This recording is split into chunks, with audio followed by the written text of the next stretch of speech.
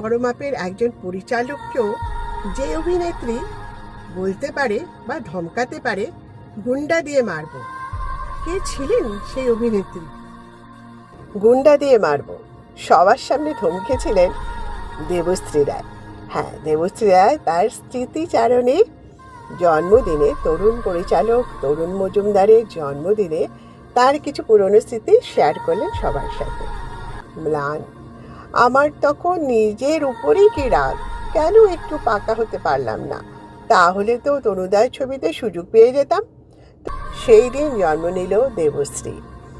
এত অজানা নাম আমায় দাদা দিয়েছিলেন, সবাই শুনে তারিফ করতেন।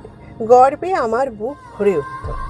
তনুদা সবসময় বলতেন, আমার 3 মেয়ে, মৌসুমী, মহুয়া, দেবশ্রী, যাদের আসল নাম ইন্দু, সোনালি আর চুমকি। লিপি আছে, ঠিক সময়ে তাকে ধরতে হয়, আবার ছাড়তে হয়। দরকারে অভিনয় করে দেখিয়ে দিতেন আমাদের। সব পরিচালক কিন্তু এইভাবে অভিনয় করে দেখাতে পারেন না। এটা পারতেন তরুণ মজুমদারের আর তপন সিংহ।